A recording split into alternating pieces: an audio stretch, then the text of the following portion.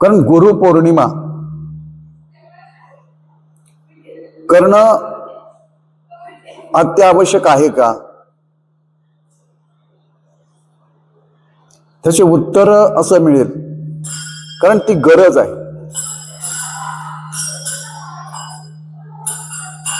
कारण आपल्या पूर्वज इथं वसलं आणि हा परमार्थिक जो मार्ग आहे तो जवळजवळ अज्ञात 100 वर्ष चाललेला आहे. फार मोठ्या अशा प्रकारची सेवा आहे. या ठिकाणी साधू संतांचं फार मोठं योगदान आहे. त्याने आपलं पुण्य ओतलेलं आहे. कारण पहा,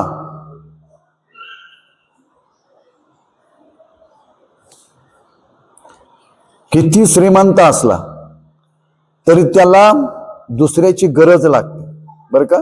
श्रीमंतीच्या बाबतीत प्रत्येक व्यवहारातला आहे.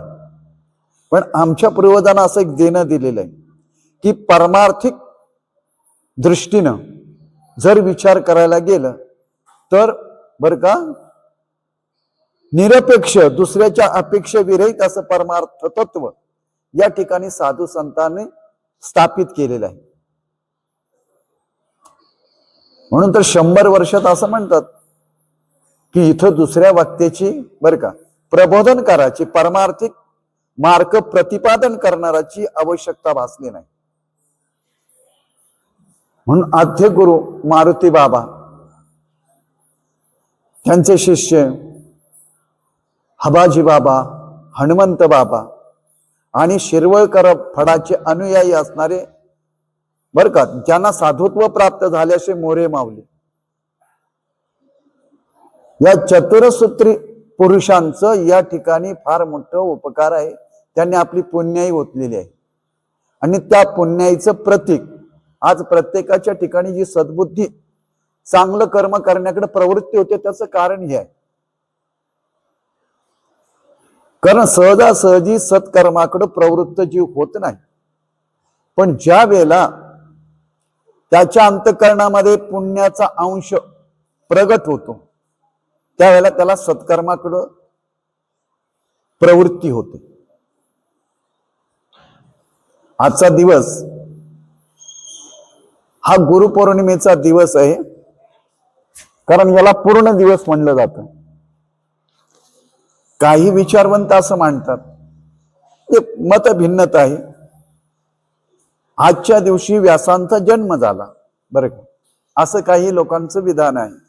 काही लोकांचं मत असं आहे की आज व्यासांनी सगळी 18 पुराण, 4 शास्त्र आणि 4 वेद, बरं का, या सगळ्या आणि सगळं जे जगत, बरं का, जगत असं म्हणलं जातं की उचिष्ट व्यास प्रसादानं सगळं जग, म्हणजे कुठल्या वाङ्मयाला व्यासांचा स्पर्श झाला नाही असं वाङ्मय नाही. म्हणून जगत ज्ञाता जर कोण असेल तर ते व्यास आहे. म्हणून त्यांचा जन्म असो, नाही तर त्यांनी या ठिकाणी आपल्या वाङ्मयाची पूर्णता केली, तो दिवस असो. पण याला गुरुपौर्णिमा प्रतिपादलं जातं, कारण पूर्ण दिवस आहे. त्यांना पूर्णता प्राप्त झाली म्हणून तो पूर्ण दिवस, पहा, ती एक प्रथा समाजामध्ये प्रचलित झालेली आहे. म्हणून आजच्या दिवशी आपण प्रतिपादन काय करतो तर मानवी जीवनामध्ये गुरुची अपेक्षा, गरज आहे. कारण श्रुती प्रत्येक वेळेला सांगते गुरुमेवाभिगच्छत, गुरुच्या ठिकाणी जा. आणि गुरुच्या ठिकाणी गेल्यानंतर त्या ठिकाणी काय होईल तर तुम्हाला ज्ञानाची प्राप्ती होईल. मग ज्या ज्या क्षेत्रातला गुरु असेल त्या त्या क्षेत्रातल्या ज्ञानाच्या गुरुची, बरं का, प्राप्ती झाल्यानंतर त्या क्षेत्रातलं ज्ञान प्राप्त होतं. पृथ्वी तलावरती विद्यमान 3 प्रकारची ज्ञान आहेत, बरं का. एक तांत्रिक ज्ञान आहे, यांत्रिक ज्ञान आहे, बरं का, आणि मांत्रिक ज्ञान आहे.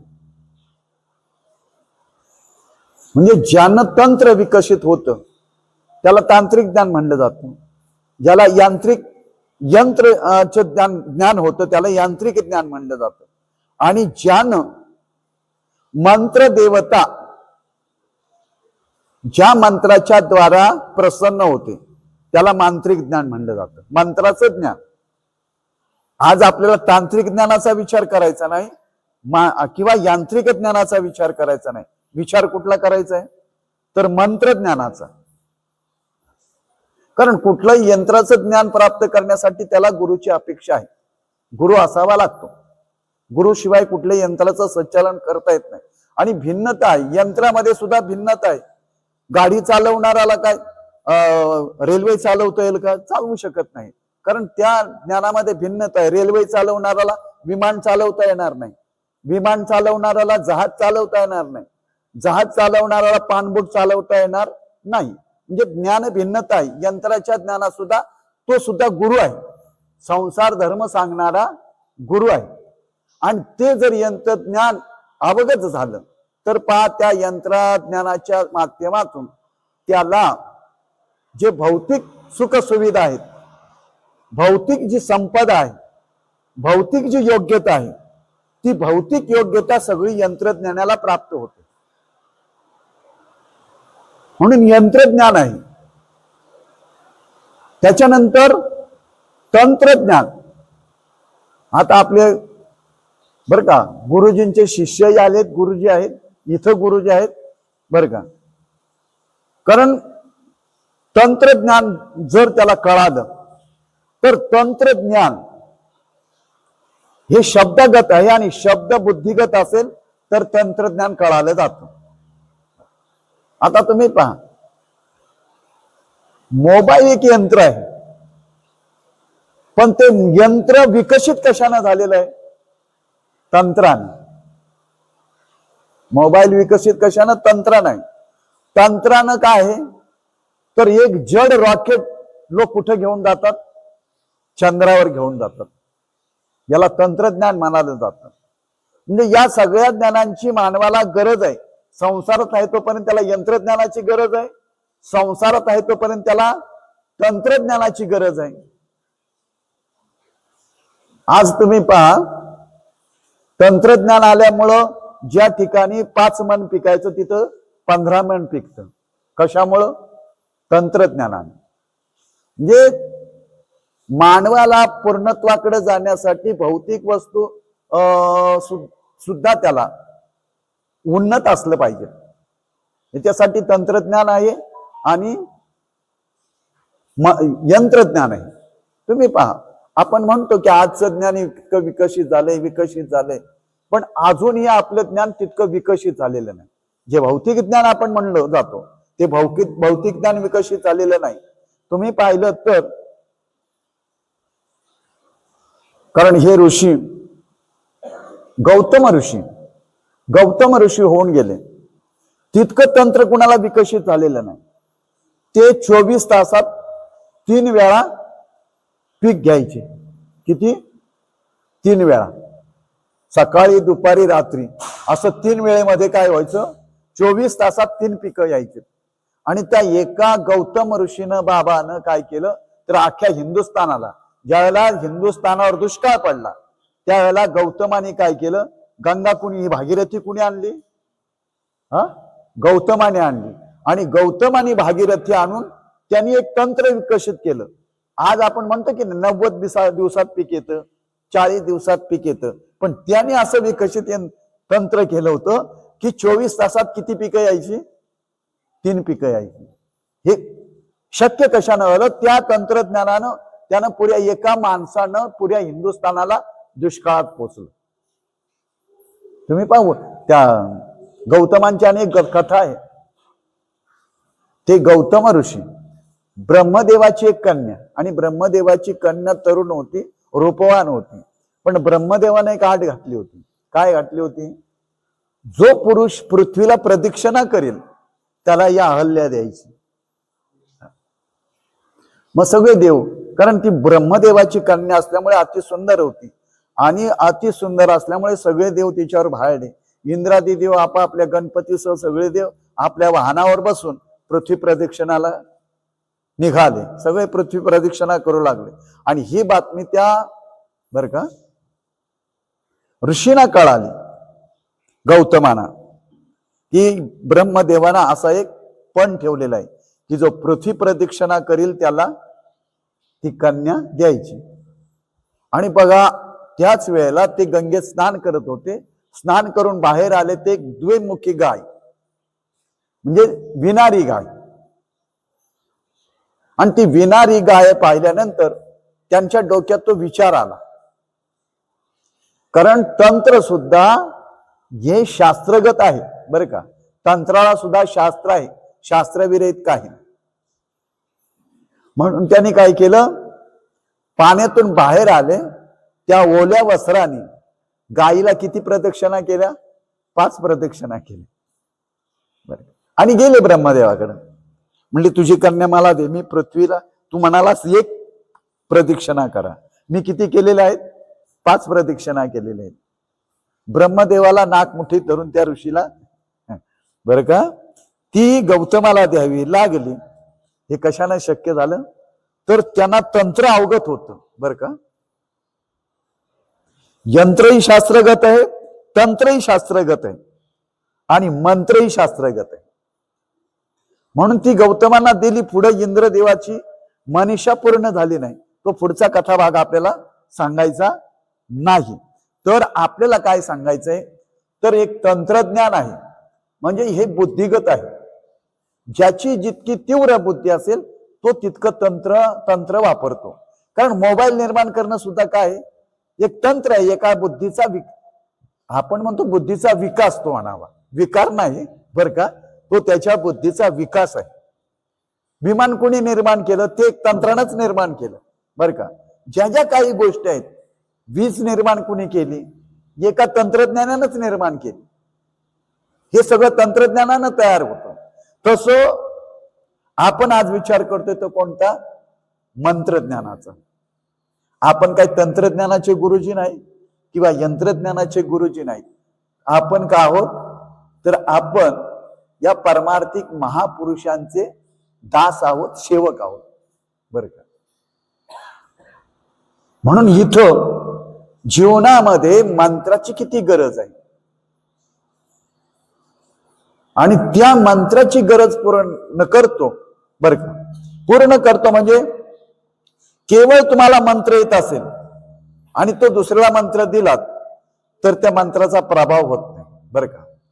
तो मंत्र काय व्हावा लागतो, तर तुमच्या अंगभूत होऊन बरं का त्या मंत्रात सामर्थ्य आलं पाहिजे. कालापर्यंत मंत्र आपण जप करतो आणि जप करतो त्याला एक मंत्राचं सामर्थ्य येतं, आणि तेच सामर्थ्य आपण ज्याला मंत्र देतो त्याच्यामध्ये म्हणजे संकरित होतं ते. म्हणून मानवी जीवनामध्ये मंत्राची फार मोठी गरज आहे. पहा, मानवी जीवन हे देवाचं जीवन आहे. मला सांगा, माणसाची मुळं कुठं आहेत, माणसाचं मूळ कुठं, माणसाचं मूळ डोक्यात आणि झाडाचं मूळ जमिनीत. ज्याचं मूळ जमिनीत आहे ती तिर्यगादी योनी बर का, आणि ज्याचं मूळ वर आहे ती देव योनी. विषय नीट ऐका.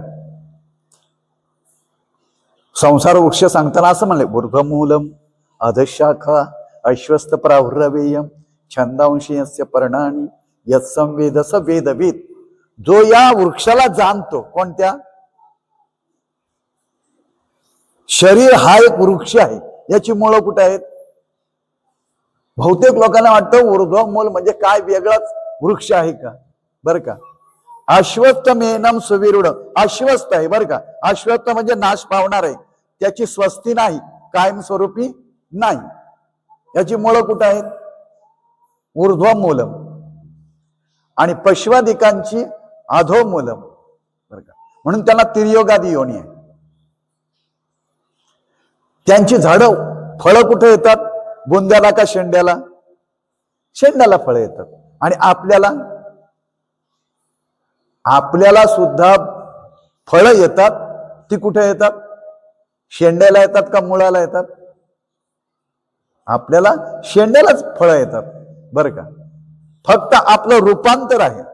कसं, आपलं शरीर वर आहे आणि फळं कुठं मिळतात बरं का. स्त्रीचं प्रसव बरं का, बालकाची उत्पत्ती कुठून होते? शेंड्यातून का याच्यातून? नाही, ऊर्ध्व भागातून, म्हणजे खाली त्याचा शेंडा आहे. म्हणून गीतेला म्हणलेलं आहे, हे जाणतो सतत्वविद, त्या पुरुषाला तत्वविद म्हणालं जातं. जर तुम्हाला शरीरच कळालं नाही, हे शरीर काय, म्हणून म्हणलंय शरीर माध्यम खलु भाग्यवंत. आणि मग या शरीरामध्ये किती देवता आहेत? प्रत्येक रोमरंध्रामध्ये, जसं म्हणतात गायीच्या शरीरात 33 कोटी देवता आहेत, तसं शरीर हे काय? एक ब्रह्मांड आहे. याची अनुभूती आपल्याला नाही. आणि या ब्रह्मांडात अनंतविध देवता आहेत. अनंतविध देवतांनी हे शरीर ओतप्रोत भरलेलं आहे. आणि इथं मंत्र म्हणजे मानवी शरीरातला उन्नत ऐहिक पारत्रिक त्याला सफलता प्राप्त करण्यासाठी एक विशिष्ट प्रकारची मंत्रांची शास्त्राने योजना केलेली आहे. बरं का, तुम्ही नुसतं रामकृष्ण हरी म्हणलं म्हणजे तुमचं जीवन सफल झालं असा त्याचा अर्थ नाही. तुमची डोळ्याला दृश्यत्व देणारी वेगळी देवता आहे, कानाला श्रोत्रत्व देणारी वेगळी देवता आहे, जिव्हेला रसाचं ज्ञान देणारी वेगळी देवता आहे, स्पर्शाचं ज्ञान देणारी वेगळी देवता आहे. बरं का, पायाला संचलन करणारी वेगळी देवता आहे, हाताची क्रिया करणारी वेगळी देवता आहे. बरं का, माणसं म्हणतात आंधळा झाला तर त्याच्यावर बरं का काय, तर सूर्य देवता कोपाला गेली. एखादा बहिरा झाला अल्पकाळ तर त्याच्यावर श्रोत्र देवता बरं का बिघडली. ज्याची रचना बिघडली त्याला सुद्धा बरं का वरुण देवता बिघडली. म्हणजे प्रत्येक देवता आहे आणि प्रत्येक देवतेचं बरं का उपासना जेव्हा घडावी लागते, म्हणजे ते मंत्र अवगत व्हावे लागतात. त्याच्यासाठी मुख्य किती देवता सांगितलेत बरं का? या शरीराचं संचलन करणाऱ्या देवता आहेत 6. आणि या 6 देवतांच्या आश्रयाखाली या सगळ्या कोट्यावधी देवता आश्रित करून राहतात. म्हणून या मुख्य देवतांचा त्याला मंत्र यावा लागतो आणि त्या देवतेचा मंत्र भिन्न भिन्न असतो. बरं का, त्या मंत्राचा जर उच्चार केला तर ती देवता बरं का आव्हान पावते आणि तुमच्याकडे येते. म्हणून प्रत्येकाची प्रत्येकाला वाणी वेगळी दिली. तुम्ही पहा, तुम्हाला कावळ्याला बोलवायचं असेल काय करावं लागतं? कावळा बोलवायचंय, काय करावं लागेल? काव काव करावं लागेल. बरं का, कोंबडीला बोलवायचं असेल तर को को करावं लागेल. बरं का, मांजराला बोलवायचं असेल तर म्याव म्याव करावं लागेल. बरं का, कुत्र्याला बोलावं लागत असेल तर यू यू करावं लागेल.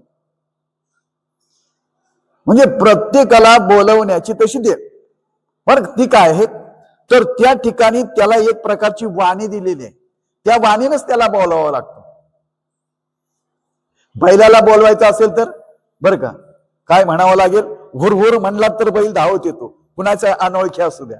बरं का, गाईला बोलवायचं असेल तर हंबा बोलावं लागतं. बरं का, म्हैशीला बोलवायचं असेल तर वेगळी क्रिया. आणि रेड्याला बरं का रेड्याची वाणी वेगळी आहे, सगळ्यापेक्षा वेगळी वाणी. म्हणून रेड्याला लोक काय किंमत देत नाहीत, पण रेडा पूर्ण ब्रह्म आहे. रेड्याची वाणी अभद्र नाही. ज्याला रेड्याच्या वाणीत काय म्हणतो रेडा? असं म्हणतो की नाही, म्हणून आवाज करतो. रेड्याचं ओरडणं ऐकलेत ना तुम्ही, कसा ओरडतो तो? म्हणजे त्या ठिकाणी रेड्याची वाणी कशी आहे, तर रेड्याची वाणी सगळ्या जीवांपेक्षा वेगळी आहे. त्याला काय म्हणलं जातं, तर हे तत्वबीज, रेड्याच्या वाणीत तत्वबीज आहे. बरं का, ओंकाराचं बीज ज्याला म्हणलं जातं, ओंकार म्हणलं जातं. बरं का, त्या ओंकाराचं बीज काय आहे? रेड्याची वाणी. ओंकाराचं बीज म्हणजे रेडा हा ओंकार स्वरूप आहे. बरं का, मला सांगा, माऊलीने रेडा बोलवला, पण का बोलवला? कोणी ऐकलंय का बोलवला माऊलीने रेडा? बरं का, तर माऊलीने रेडा बोलवल्याचं कारण काय, तर रेड्याची वाणी ओम आहे. बरं का, आणि ओम अंतर्गत बरं का. काय आहे? 4 वेद आहेत. माऊलीने फक्त आपल्या शक्तीचा वापर करून, योग सामर्थ्याचा वापर करून ही वाणी रेड्याची प्रगट केली. म्हणून म्हणतात रेड्यामुखी वेद बोलविला, गर्वद्विजांचा हरविला, शांतीरूपी प्रगटला ज्ञानोबा माझा. म्हणजे आपण रेड्याला सामान्य म्हणतो, पण हे साधू संतांनी जाणलं होतं. म्हणजे रेड्याच्या अंतर्गत काय, रेडा काय उच्चारतोय, हा तर तो केव्हा असं तसं बोलत शिवाय बोलतच नाही, दुसरी वाणी रेड्याला नाही. बरं का. म्हणून तत्वबीज हे रेड्याकडे आहे. तसं प्रत्येक देवता आहे. आपलं संचालन करणारी पैका मूलाधारात गणपती देवता आहे. हे का मी सांगतोय बरं का, या विचाराची गरज आहे. जसे तुम्हाला सत्कर्माकडे प्रवृत्ती झाली, त्या सत्कर्माचं फलित प्रत्येकाला मिळालं पाहिजे. बरं का. जर माझी प्रवृत्ती सत्कर्माकडे झाली, त्या सत्कर्माचं फल मला मिळालं पाहिजे. उगाच काय आपण सत्कर्म करतो का लौकिक म्हणून करायची नसतात. तर पहिलं का, कारण या साधू संतांचा फार मोठा उपकार आहे. माझ्यावर तर उपकार आहेत बरं का. म्हणून तर तुम्हाला इथे प्रेरणा झाली की या माणसाला इथे बसवावं. तर मी पाहायला गेलं येरवी तरी मी मूर्खो, बरं, पण संत कृपे स्वजळ दीपक स्वजळ असे. म्हणजे साधू संतांची कृपा आहे.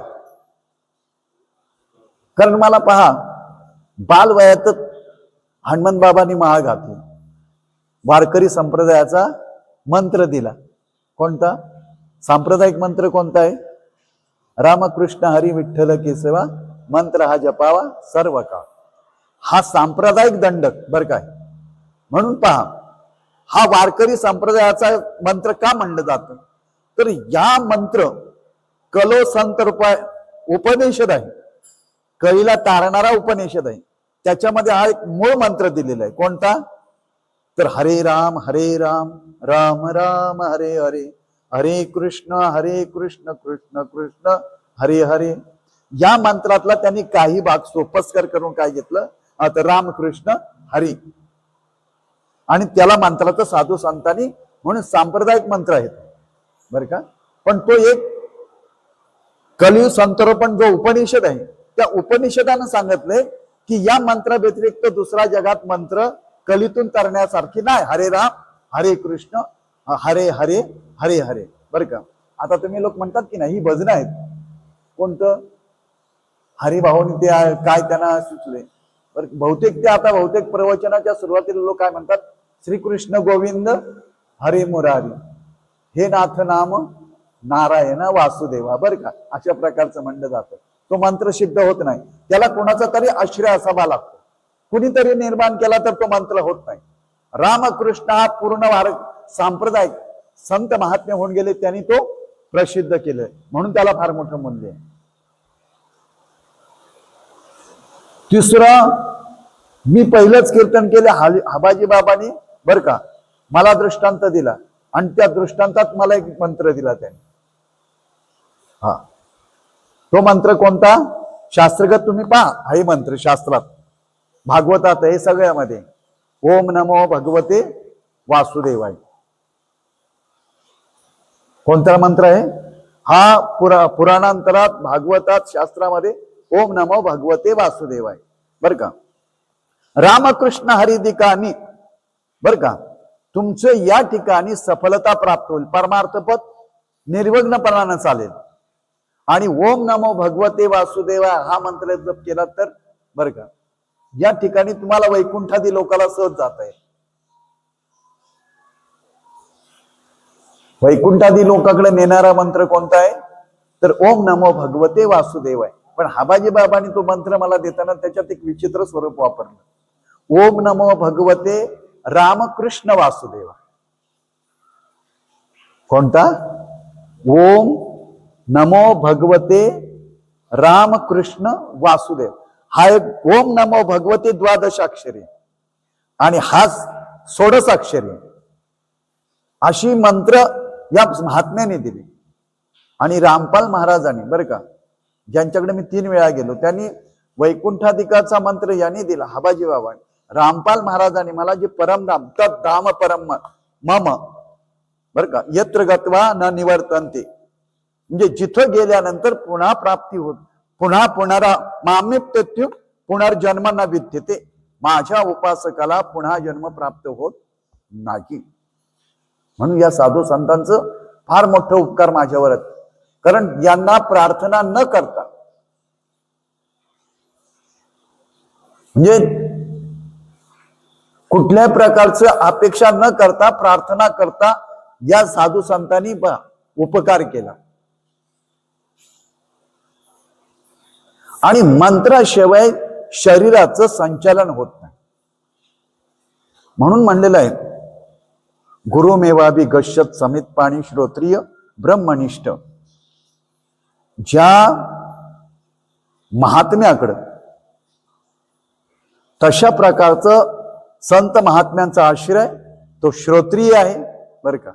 आणि वेद संपन्ना विमत्सरा, दुसऱ्याचा मत्सर न करणारा बर का, अशा प्रकारचा साधू आहे.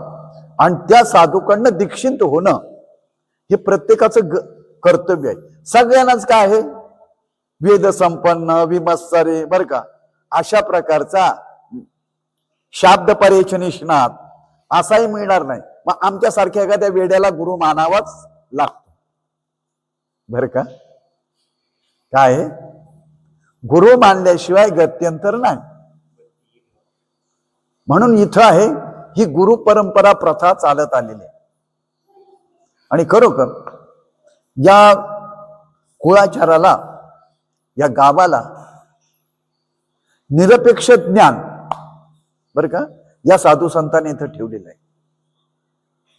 म्हणजे दुसऱ्याच्या अपेक्षा नसणार निरपेक्ष ज्ञानाची प्राप्ती या ठिकाणी करवून दिलेली आहे.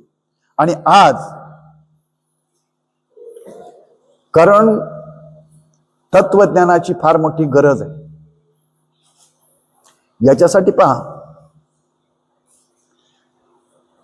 तुम्हाला शरीरात गणपती आहे बर का, गणपतीनंतर ब्रह्मदेव आहे, ब्रह्मदेवानंतर बर का विष्णू लक्ष्मी आहे, त्याच्यानंतर शिव पार्वती आहे आणि त्याच्यानंतर परमात्मा आहे. कारण डायरेक्ट एखाद्याला वकील होता येत नाही, त्याला मार्गाने जावं लागतं. म्हणजे या संसार भोग देणाऱ्या देवता आहेत त्यांची उपासना घडली पाहिजे. मला भाग्यवशात मला काय तर ह्या गोष्टीकडे माझी प्रवृत्ती झाली. आणि बहुतेकांना पहा, आमच्या गुणबाजींना, अनिलला, अशा प्रकारच्या बहुतेक जणांना मी काय तो 6 देवतेंचा मंत्र दिलेला आहे. कारण त्या ठिकाणी काय या 6 देवता प्रसन्न राहिल्या तर त्या प्रसन्न राहिल्यानंतर आपल्याला भौतिक, कारण दुःख येतात, भोग येतात, पण ते भोग काय आहेत, एका जनार्दनी भोग प्रारब्धाचा हरिकृपे त्याचा नाश झाला. पावलोपावली माणसाला संकट ठेवलेली आहेत. पावलोपावली आपण केव्हा मरू हे आपल्याला सांगता येणार नाही. याच्यासाठी सांगत आहे तै 80 दशा येईल पुढे, जे मन होईल वेडे, म्हणून चिंतून ठेवी रोकडे आत्मज्ञान. जशी पा संसारी ज्ञानांची गरज आहे. एखाद वेळेला संसारी ज्ञान प्राप्त नाही झाली तरी चालेल.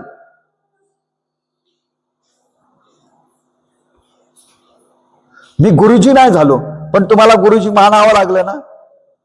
हा, मी नसेल गुरुजी पण मानावं लागलं बर का. का तर या ठिकाणी ईश्वर माणसाला तशा प्रकारचं काय करतो, त्याच्या हातामध्ये तुम्हाला उन्नत करायचं का तुम्हाला पतनाला न्यायचं. म्हणून आपली सूत्र जशी पहा, आज इथं आपले गुरुजी सुद्धा बसलेत. आपली सूत्र जर गुरुजीच्या हातात दिली तर काय होतं, त्या मुलाची उन्नती होते. पहा आज जिल्ह्यात तालुक्यात आपली मुलं पहिल्या नंबरला येतात का, तर मुलाने आपली सूत्र गुरुजीकडे दिली. कुठं दिलं, आपलं जीवन कोणाला सोपवलं की सकाळी जातात, दुपारी जातात, संध्याकाळी जातात. आपण केव्हा वर्षातनं एकदा गुरुपौर्णिमेला येतो बरं का. आपली उन्नती होईल का. आपलं जीवन उन्नत होण्यासाठी काय आहे तर त्या ठिकाणी त्या मार्गाचं सतत बर का म्हणून सांगता आम्ही सगळी सुशिक्षित, आमचं बाबाजी अनिल आहे, आमचे गुरुजी आले तिथं, सगळे आपला बाबूराव आहे बर का, या सगळ्यांना संतोष आहे, सगळ्यांना तरुणांना परमार्थाची गोडी, वास्तविकता या लोकांचा परमार्थ हा विषय नाही, पण ती परमार्थाकडे का ओढली गेली? कारण गुरुजींचं गुरुजी क्षेत्र आहे, या गुरुपौर्णिमा करायची की अनिलचं राजकारणाचं क्षेत्र आहे, बाबाजीचं आपल्या बाबूचं राजकारणाचं क्षेत्र, यांचं सुद्धा शिक्षणाचं क्षेत्र, संतोषचं व्यवसायाचं क्षेत्र, म्हणजे प्रत्येक भिन्न क्षेत्रातली मंडळी असताना सुद्धा त्यांना परमार्थाची गरज वाचते बर का. हेच त्यांच्या पुण्याईचा तो भाग आहे, त्यांना ती पुण्याई त्यांची जागृत झाली. म्हणून तया सत्कर्मी रती वाढो. सत्कर्माकडे आपली प्रवृत्ती होणंच म्हणजे आपली उन्नती होणं, आणि सत्कर्मापासून प्रवृत्त होणं म्हणजे तेच पतन आहे. म्हणून काय त्याच्यासाठी शिष्य व्हायला हवं असं नाही, पण मी सगळ्यांना प्रार्थना करतो की हे आवर्जून सगळ्यांनी सामंत्र्य घ्या बर का. ते मृत्यू भयापासून, अवघ्या भयापासून जीवाला वाचवतात गणपती बर का. नुसती गणपती, आणि काय लोकांनी त्या मंत्रांचं काय केलेलं आहे, गणपतीचा मंत्र ते एका बाबाने काय केले, गम गम गणात, अरे कुठे नेणार तुम्ही हा, गणपतीचा एकच मंत्र, ओम गम गणपते नमा. हे गंगट ज्याच्या मनाला वाटेल तशा प्रकारचं त्या मंत्राला स्वरूप दिले. आता काही जण असं मंत्र म्हणतात, गुरु गुरु म्हणा बरं का, शिष्याला काय सांगतात, गुरु नामाचा जप करा, कारण गुरु एकच आहे, कृष्ण मोंदे जगद्गुरु. आणि तुम्हाला गुरु भेटतच नसेल बाजारात योग्य, तर काय करा, हा रामकृष्णाला गुरु माना, राम बर का, रामाला गुरु माना, कृष्ण मोंदे जगद्गुरु, नाही तर आचार्य शंकराचार्यांना गुरु माना. ते बोध केल्याशिवाय राहणार नाहीत. अहो मला त्याची अनुभूती आहे बर का. परमार्थ पथ कसा चालायचा याचं मला ज्ञान नव्हतं, आणि मी पहिलं कीर्तन केलं आणि झोपलो, कारण हनुमंत बाबानेच आग्रह केला मला बरं का, म्हणजे तू कीर्तन कर त्या कण्या चाळीत, आणि तिथं केलं कीर्तन. कीर्तन केल्यानंतर शंकर बाबांना यांना कळाल्यानंतर त्याच वर्षी मला इथं नवमीचं कीर्तन दिलं शंकर बाबांनी, आणि दिल्यानंतर ते कीर्तन केलं, पण मलाच रुचलं नाही बरं का. म्हणलं लोकांना आवडण्याचं पहिलं तो हे होण्याचा भाग वेगळा, पण लोकांनाच आवडलंय की नाही हा एक चिंतन माझ्या समोर राहिलं. ते रात्री झोपलोच नाही, तर ते तेवढ्यात 4च्या टायमाला झोप लागली बघा. म्हणून साधू भेटी देती तया अवचितारे, ज्याला खरी बर का गरज भासते त्याला साधू भेट देतात, हा माझा अनुभव आहे. हे म्हणजे ऋषी वेशातले, जटा वाढलेल्या, हातामध्ये कमांडोल, दुसऱ्या हातामध्ये ती काठी, कौपीन लावलेली, उघड शरीर, आणि मी झोपलो असताना आमच्या दरवाज्यातून आतमध्ये पाऊल टाकलं, आणि मी खडकन, म्हणजे मी स्वप्न सांगतो बर का, आणि खडकन जागा झालो, आणि त्या स्वप्नातच म्हणलं आता ऋषी मुनी आले, आपण त्यांचं पाय धरावं. पाय धरण्यासाठी असे हात पुढे केले, तसे ते ऋषी मागं फिरले. काय केलं, मागं फिरले. अरे अरे मला इतकं वाईट वाटलं, एवढा मोठा ऋषी महात्मा आला आणि आपल्याला पायाला स्पर्श करू दिला नाही. मी हळूहळू म्हणला, हा माणूस कुठला तरी सह्याद्रीतला असला पाहिजे, कुठला तरी हिमालयातला असला पाहिजे, असा माणूस, म्हणजे लोक राहटीत न राहणारा असा पुरुष. हे दाढी वाढलेले सगळं हे झालेलं, आणि तो ऋषी दरवाज्यातून बाहेर गेला आणि पुन्हा मागे फिरला बरं का. आणि त्यांनी 2च शब्द सांगितले बरं का, तुम्ही त पासून प पर्यंत करा. म्हणून मी म्हणलं, मला प्रार्थना न करता साधू संतांनी आशीर्वाद दिले, प्रार्थना न करता ध्यानी मनी नसताना, आणि मग त पासून प पर्यंत करा. हे मी बऱ्याच पुराणमध्ये याच्यामध्ये पाहिलं त पासून प पर्यंत करा म्हणजे काय करा, आणि त्याचं उत्तर मला भागवतामध्ये मिळालं. जे महाभागवत आहे ते 3 खंड भागवत माझ्याकडे आहे, आपणच घेतलं ना तुकाराम गुरुजीला हे करून.